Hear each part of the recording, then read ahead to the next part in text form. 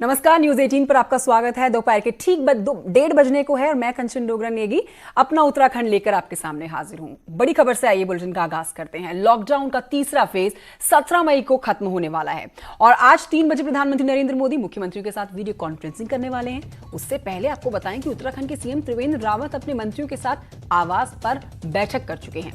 इस बैठक में मंत्रियों ने 17 मई के बाद के हालात पर सुझाव दिए हैं। तो यही मुद्दा था आज की इस बैठक का, जिसमें सीएम त्रिवेंद्र सिंह रावत अपने मंत्रियों के साथ बैठक करते हुए कुछ देर पहले पाए गए और उसी की तस्वीरें आप देख रहे हैं जब एक एक करके मंत्री मुख्यमंत्री आवास पर पहुंचे। और 17 तारीख के बाद 17 तारीख को लॉकडाउन 3 का फेज खत्म हो जाएगा। उसके बाद क्या कुछ होना चाहिए, क्या रणनीति बननी चाहिए, इसको लेकर सुझाव मांगे गए हैं मुख्यमंत्री के द्वारा अपने मंत्रियों से। दीपांकर भट्ट मेरे सहयोगी और जानकारी के साथ इस खबर पर मौजूद है देहरादून से सीधे। दीपांकर, कोई जानकारी कि क्या कुछ इस बैठक में हुआ है? 17 तारीख के बाद का, 17 मई के बाद की रणनीति तय करने की बात सामने आ रही है।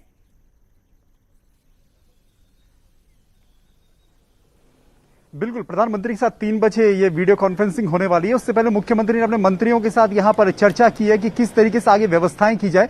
खासतौर पर जो टूरिज्म का कारोबार है, 4 धाम के कपाट 15 मई को बद्रीनाथ के कपाट भी खुल जाएंगे, तो 4 धाम खुल चुके होंगे, लेकिन अभी कोई यात्री वहां जा नहीं सकेगा। तो क्या प्रदेश के यात्रियों को वहां जाने की इजाजत दे दी जाए सोशल डिस्टेंसिंग के साथ। इसके अलावा चाहे फिर यहाँ पर टूरिज्म की बात हो, तमाम हिल स्टेशन हैं जैसे मसूरी, नैनीताल, लैंसडाउन, जहां पर इस समय टूरिस्ट आता है। 15 मई के आसपास हर साल आता था, लेकिन इस वक्त होटल्स बंद है। तो क्या होटल कारोबारियों को थोड़ी सी छूट दी जाए?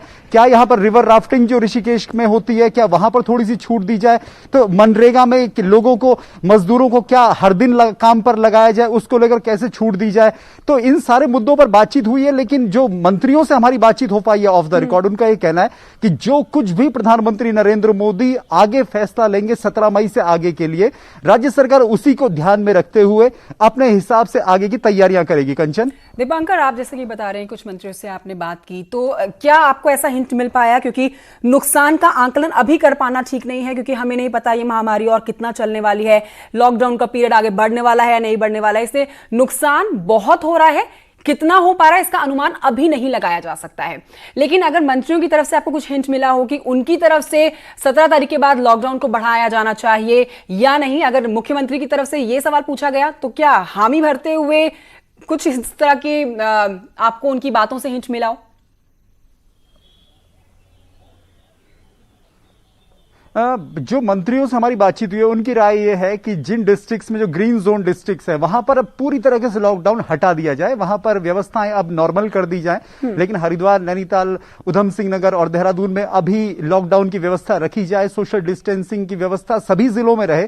लेकिन जो मैदानी जिले हैं वहां पर अभी थोड़ा स्ट्रिक्ट रहा जाए, लेकिन ग्रीन जोन के जो डिस्ट्रिक्ट्स है वहां पर थोड़ी रियायत दी जाए। लेकिन कंचन, उसका जो दूसरा सवाल अब सबसे बड़ा खड़ा हो रहा है और जिसमें सरकार को सोचना यह पड़ेगा कि उत्तराखंड में आने वाले दिनों में 2-2.5 लाख लोग बाहर से आने वाले हैं। ट्रेनें तमाम स्टेशन से चल पड़ी है, तो उन लोगों के आने के बाद क्या यहां पर कोरोना के केसेस नहीं बढ़ेंगे? उनको आप किस तरीके से क्वारंटीन करेंगे? ग्रीन जोन डिस्ट्रिक्ट्स में आपने लोगों को भेजना है, वहां पर लोग जब पहुंचेंगे तो उनसे इंफेक्शन नहीं फैलेगा, उनको आप किस तरीके से रखेंगे? वहां पर अगर आप पूरी तरह छूट देते हैं तो लोग बाहर निकलेंगे। तो इन व्यवस्थाओं को लेकर मुख्यमंत्री त्रिवेंद्र सिंह रावत को आगे का प्लान बनाना होगा। लेकिन प्रधानमंत्री नरेंद्र मोदी 17 मई के बाद जो भी एक कॉन्क्रीट फैसला लेंगे, उस फैसले के अकॉर्डिंग ही स्टेट गवर्नमेंट आगे बढ़ेगी। ठीक है दीपांकर, यही एक चिंता का मुद्दा है और इसके लिए अपनी चिंता जाहिर भी कर चुके हैं मुख्यमंत्री त्रिवेंद्र सिंह रावत। बहरहाल आपका शुक्रिया इस जानकारी के लिए। उत्तराखंड में अब अगले कुछ दिनों में लगातार लोग आने वाले हैं और इसी बीच सीएम त्रिवेंद्र ने एक कार्यक्रम में शिरकत की और एक बड़ा बयान उन्होंने दिया। सीएम त्रिवेंद्र ने कहा कि अगले कुछ दिनों में 2 से 2.25 लाख लोग जो हैं उत्तराखंड आने वाले हैं।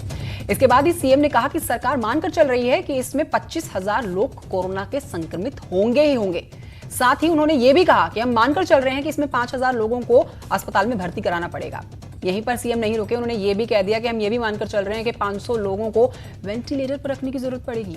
सीएम त्रिवेंद्र रावत ने ई रिबार कार्यक्रम में शिरकत की थी वीडियो कॉन्फ्रेंसिंग के जरिए। उसने उत्तराखंड से संबंधित यहां पर कई जाने पहचाने लोग शामिल हुए और ये बातें उन्होंने इस कार्यक्रम में कही, बहुत महत्वपूर्ण बातें। चिंतित मुख्यमंत्री त्रिवेंद्र सिंह रावत प्रवासियों को लेकर।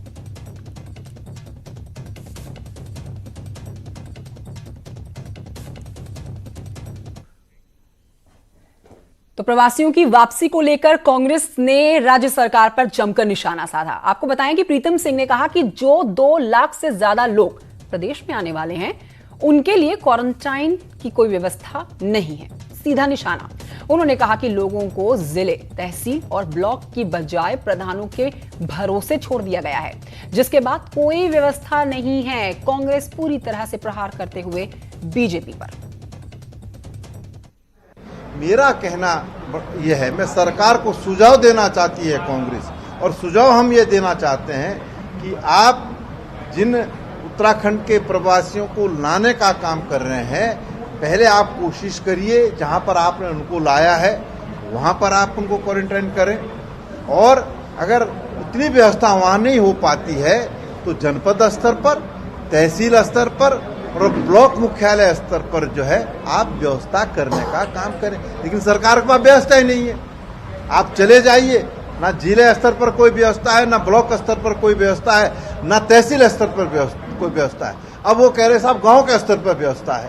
तो ये सरकार की हालत है। इन परिस्थितियों में जो है कोरोना की महामारी से लड़ा नहीं जा सकता।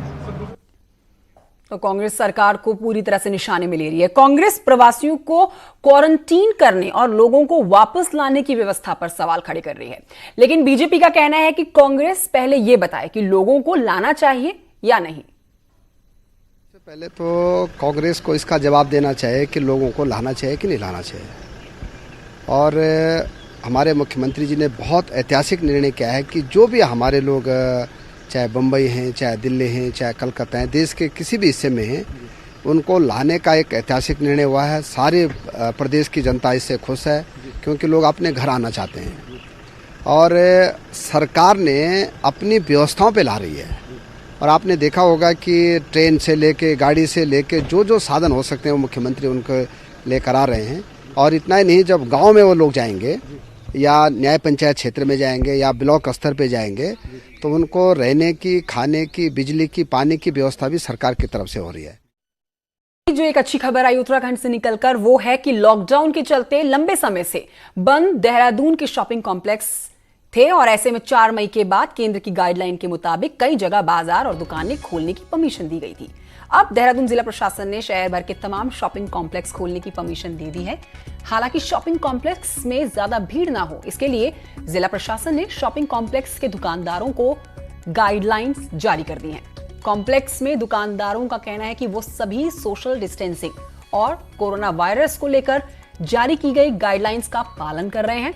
लेकिन सवाल यह है कि अक्सर भीड़ भाड़ से भरे हुए इस शहर शॉपिंग कॉम्प्लेक्स जहां पर है, वहां पर कैसे नियम और कानून का पालन हो पाएगा, बड़ा सवाल।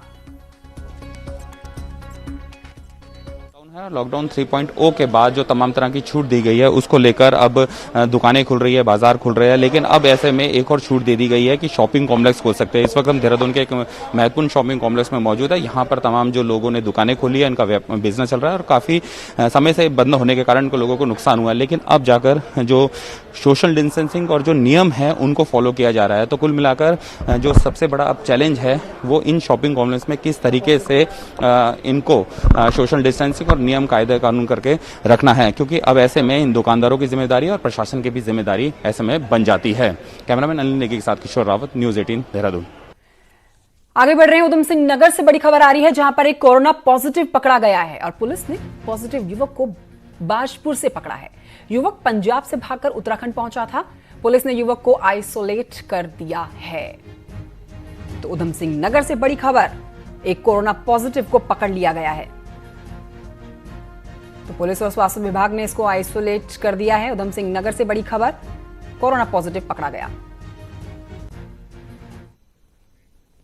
वहीं आज एक बड़ी खबर और निकल कर आई देहरादून से, जहां पर बिहार के दर्जनों श्रमिकों ने सुबह सुबह देहरादून हरिद्वार मार्ग पर जैम लगा दिया, सड़क पर प्रदर्शन किया। ये सभी मजदूर घर भेजने की मांग कर रहे थे और बाद में पुलिस इन्हें समझा बुझाकर शांत करती हुई नजर आई।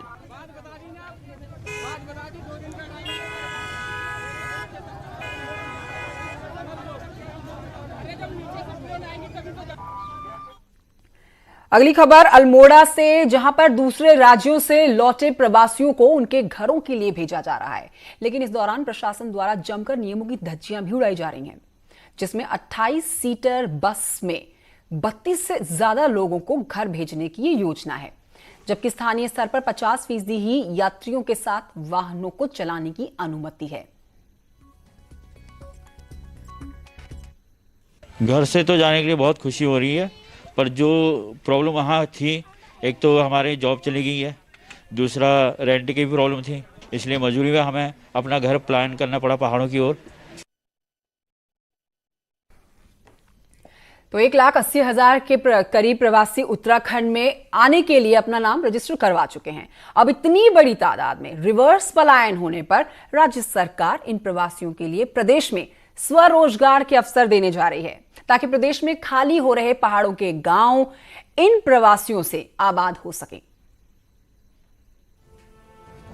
भले ही कोरोना महामारी से प्रदेश की अर्थव्यवस्था का काफी नुकसान हुआ हो, लेकिन इसका एक फायदा जरूर नजर आया है कि बड़ी तादाद में उत्तराखंड में लोगों ने रिवर्स पलायन किया है। अब राज्य सरकार वापस लौटे लोगों के लिए प्रदेश में स्वरोजगार के अवसर प्रदान करने जा रही है। राज्य सरकार की मंशा है कि प्रवासियों को स्वरोजगार से जोड़ा जाए। एग्रीकल्चर, कोऑपरेटिव और पशुपालन और जो एग्रीकल्चर, हॉर्टिकल्चर, जो एग्रीकल्चर और अलाइड क्षेत्र हमारा है, इसके माध्यम से किस तरह लोगों की आजीविका को मजबूत किया जा सकता है, किस तरह नए रोजगार के संसाधन पैदा किए जा सकते हैं कि एक तो हम जो रिवर्स माइग्रेशन हुआ इनको उत्तराखंड में रोकने में सफल हो, और साथ साथ हमारे उत्तराखंड के हर आदमी की आर्थिकी को मजबूत करने के साथ साथ राज्य की आर्थिकी को भी हम ट्रैक पे ला सकें। प्रदेश सरकार अब कृषि, हॉर्टिकल्चर और डेयरी के जरिए बड़े स्तर पर रोजगार उत्पन्न करने जा रही है। इसको लेकर सरकार ने एक बड़ा प्लान बनाया है और रोजगार के लिए सब्सिडी भी दी जा रही है। अगर कोई भी प्रवासी डेयरी लगाना चाहते हैं तो हम 3 गाय से लेकर 5 गाय उनको देंगे, 25% डिस्काउंट में देंगे, और लगभग 7,000 डेयरी खोलना चाह रहे हैं। 20,000 गाय हम गाय हो, भैंस हो, दुधारू पशु जो है वो देना चाह रहे हैं लोगों को 20% डिस्काउंट में। तो कोई भी अगर डेयरी खोलना चाहता है तो हम हमारे सरकार के द्वार जो है। बहरहाल अगर किसी देश और राज्य की अर्थव्यवस्था को मजबूत करना हो तो इसके लिए एग्रीकल्चर और एग्रीकल्चर से जुड़े सेक्टर को मजबूत करना होगा, जिससे उत्पादन भी बढ़े और लोगों को रोजगार भी मिल सके। न्यूज़ 18 के लिए देहरादून से किशोर रावत की रिपोर्ट। बढ़ते हैं आगे, पौड़ी की बात करते हैं। पौड़ी में अब तक 16,000 तक से ज्यादा प्रवासियों को दूसरे राज्यों से लाया जा चुका है। वहीं विभिन्न राज्यों में पाम्बो ब्लॉक में ही अब तक 750 के करीब प्रवासियों को उनके गांव तक पहुंचाया गया, जिनको जांच के बाद उनके गांव के पंचायत घरों और स्कूलों में क्वारंटाइन किया गया। जो लोग हैं वो अभी भी क्वारंटाइन में, जिसमें हमारा होम क्वारंटाइन, कुछ पंचायत घर और कुछ स्कूलों में लोग जो है उनको एडवाइस हमने किया है कि वो। उत्तराखंड में कोरोना को लेकर लॉकडाउन में सबसे ज्यादा नुकसान पर्यटन को हुआ है। जी हां, इसमें ट्रैकिंग, राफ्टिंग, पैराग्लाइडिंग जैसे काफी सारे साहसिक खेल शामिल है। साथ ही आपको बताएं कि इस व्यवस्था से जुड़े हुए लोगों का कहना है कि कोरोना के चलते प्री मॉनसून की बुकिंग जो है वो कैंसिल हो गई है, जिससे व्यापार को काफी घाटा हुआ है। और इस व्यवस्था से जुड़े हुए लोगों को अब सरकार से ही उम्मीद है।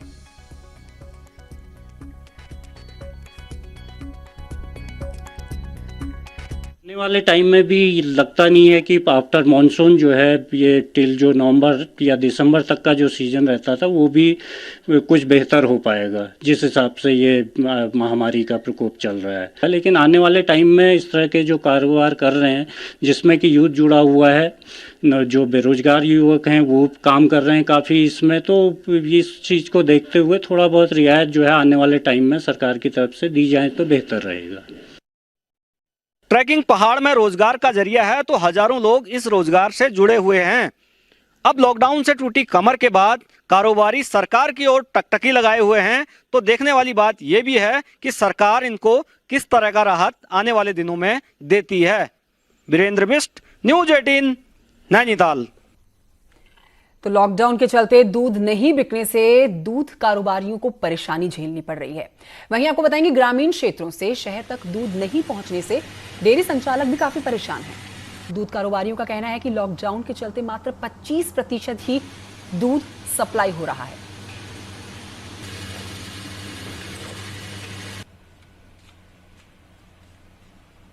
लॉकडाउन के चलते बहुत समस्या का सामना करना पड़ रहा है हमें, और इसके साथ साथ जो है ना मार्केट में बहुत मंदा आ गया। मार्केट में जैसे कि हमारा पहले जो है 12,000 लीटर के आसपास। तो लॉकडाउन के चलते नुकसान ही नुकसान की खबरें आपके सामने आ रही हैं, लेकिन इसके बंद हुए कॉर्बेट पार्क पर आपको बताएं कि इसकी जल्दी खुलने के कोई आसार भी नहीं दिखते हुए नजर आ रहे।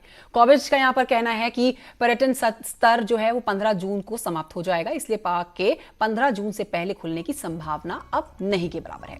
ऐसे में यहां पर स्वरोजगार पर कर रहे लोगों की मुश्किलें और बढ़ना तय है, जिसका सीधा असर यहां की अर्थव्यवस्था में पड़ रहा है। भारत सरकार द्वारा दिशा निर्देश दिए गए हैं, उसमें 17 मई तक लॉकडाउन की स्थिति है और उसमें पर्यटन और हॉस्पिटैलिटी इंडस्ट्री को पूर्णतः प्रतिबंधित किया गया है। कॉर्बेट टाइगर रिजर्व में पर्यटन सत्र 15 जून तक चलता है, तो ऐसे स्थिति में 17 मई के बाद क्या स्थिति रहती है उसके बाद ही इस पर कोई निर्णय लिया जा सकेगा। तो आगे बढ़ते आपको बताते हैं कि गांव में पहुंच रहे प्रवासियों को क्वारंटीन करने के लिए यहां पर ज्यादातर गांव सरकारी तंत्र पर आश्रित हैं। वहीं आपको बताएं कि रुद्रप्रयाग में एक गांव में ग्रामीणों ने अपने दम पर एक एडवांस क्वारंटीन वार्ड तैयार किया है। रिपोर्ट देखिए।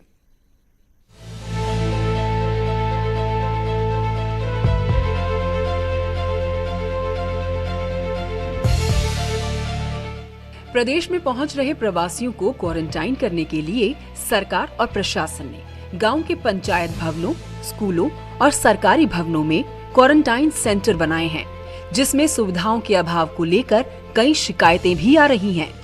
लेकिन इससे उलट रुद्रप्रयाग जिले के कोटी मंदेला गांव एक मिसाल पेश कर रहा है। यहाँ गांव में बिना सरकारी सहायता के ही ग्रामीणों ने मिलजुल कर खुद के संसाधनों से एक एडवांस क्वारंटाइन वार्ड तैयार किया है। पे जो भी हमारा प्रवासी भाई बहन यहाँ पे रहेगा उसको आधुनिक सुविधाएं जैसे टेलीविजन के यहाँ पे केबल की व्यवस्था की गई है। उनको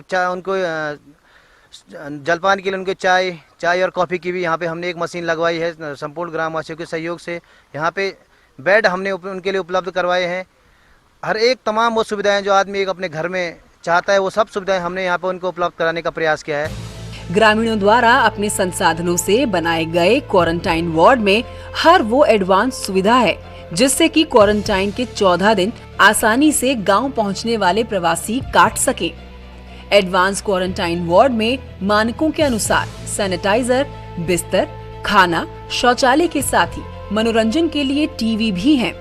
इसके साथ ही क्वारंटाइन किए लोगों की निगरानी के लिए सीसीटीवी कैमरे भी लगाए गए हैं। प्रशासन की तरफ से तो हमको केवल 10 लीटर सैनिटाइजर ही उपलब्ध कराया गया है। इसके अतिरिक्त माननीय विधायक जी द्वारा भी 10 लीटर सैनिटाइजर की व्यवस्था ग्रामवासियों को की गई है।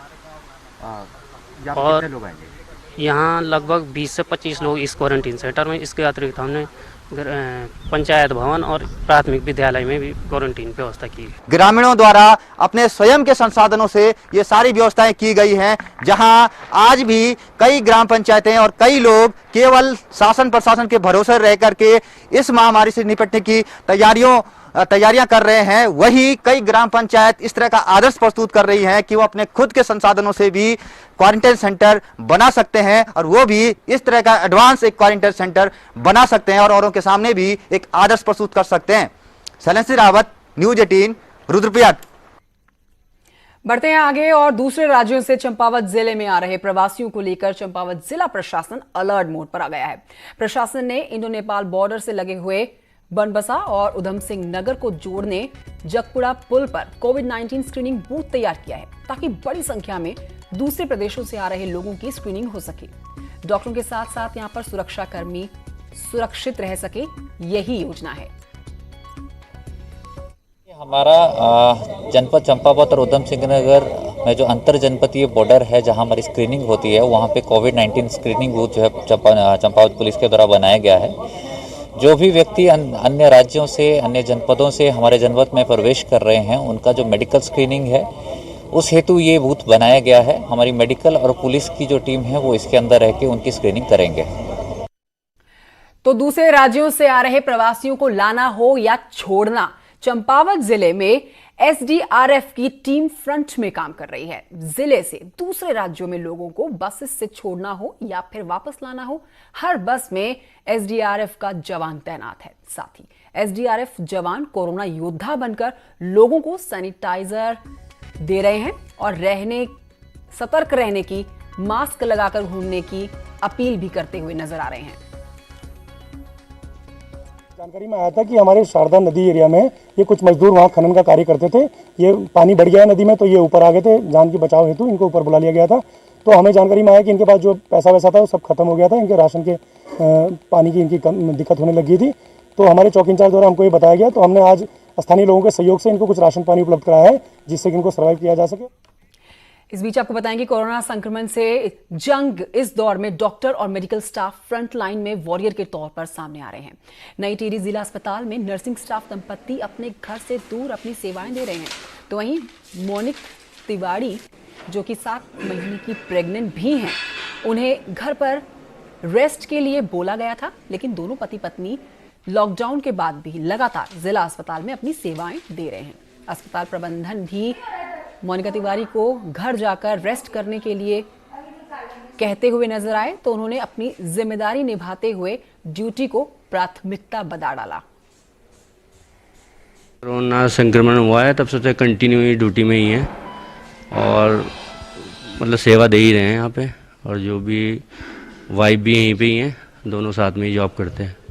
मैं प्रेग्नेंट होने के बावजूद भी सेवा इसलिए दे रही हूँ कि घर बैठने से अच्छा है कि हमारी जिम्मेदारी इस टाइम पे ज़्यादा बढ़ गई है। मैं और मेरे हस्बैंड डिस्ट्रिक्ट हॉस्पिटल बोराड़ी में और मैं गायनी डिपार्टमेंट में सेवा दे रही हूँ। जब कोरोना का शुरू में आया था तो हमने इन्हें ऑप्शन दिया था गवर्नमेंट गाइडलाइंस के अकॉर्डिंग कि आप घर जाना चाहे तो जा सकते हैं, परंतु इन्होंने अपना काम की तरफ ज़रूरत दिखाते हुए बोला कि नहीं सर, हम इस टाइम पे हॉस्पिटल का साथ ना छोड़ते हुए हम यहाँ पे काम करके लोगों को सेवा देना करेंगे, जरूरी समझते हैं। तो मई में हो रही लगातार बारिश से जल संस्थान के चेहरे खिल गए हैं। उसी से जुड़ी हुई ये खबर आपको बता रहे हैं, जिसमें अल्मोड़ा जल संस्थान से गर्मी बढ़ने के साथ ही गांव में टैंकरों से पानी पहुंचाने की योजना है, लेकिन लगातार बारिश से अभी तक कभी भी पेयजल संकट नहीं हो रहा है। कहीं पे भी इस तरह का संकट सामने नहीं आ रहा है। विभाग अपनी तैयारी करके बैठा है, गर्मी पड़ी तो गांव तक टैंकरों से पानी पहुंचाया जाएगा।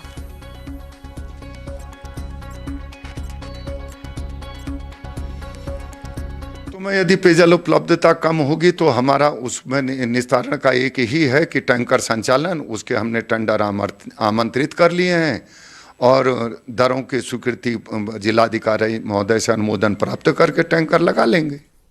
बढ़ते हैं आगे। टिहरी झील बोट मालिकों ने लॉकडाउन के चलते अपने नुकसान को लेकर प्रशासन से बोट मालिकों को 10,000 रुपए देने की मांग की है। बोट मालिकों का कहना है कि बोटिंग बंद होने और आंधी तूफान के चलते उन्हें इस बार भारी नुकसान हुआ और अब बोट ऑपरेटरों को सैलरी देने के भी लाले पड़ गए हैं। ऐसे में बोट मालिक द्वारा टाडा को जो 60,000 रुपए सालाना टैक्स देती है, उसी से बोट मालिकों को 10-10 हजार रुपए दिए जाएं, जिससे वो बोट ऑपरेटर्स की सैलरी और अपनी रोजी रोटी का खर्चा निकाल सके। हम लोगों के साथ, बोट मालिकों के साथ मिलकर यहाँ पर रुककर ट्रेनिंग, गोवा से ट्रेनिंग ले। बुलेटिन में बढ़ते हैं आगे। लॉकडाउन के चलते रामनगर के बसई गांव में एक अनोखी शादी हुई है, उसकी तस्वीरें आपको दिखाते हैं। दुल्हन के माता पिता इस शादी में शामिल नहीं हो पाए हैं। मां ने अपनी बेटी की शादी वीडियो चैट से देखी है। पौड़ी जिले के दुमाकोट तहसील की डिंपल नेगी का विवाह काशीपुर के सुनील रावत से हुआ। दुमाकोट प्रशासन डिंपल के माता पिता को रामनगर जाने की अनुमति तो दे रहा था, लेकिन उनके वापसी की अनुमति नहीं दी जा रही थी, जिसके चलते रामनगर वो लोग नहीं जा सके। डिंपल की शादी उसकी दीदी और जीजा ने करवाई और दीदी और जीजा ने ही कन्यादान किया।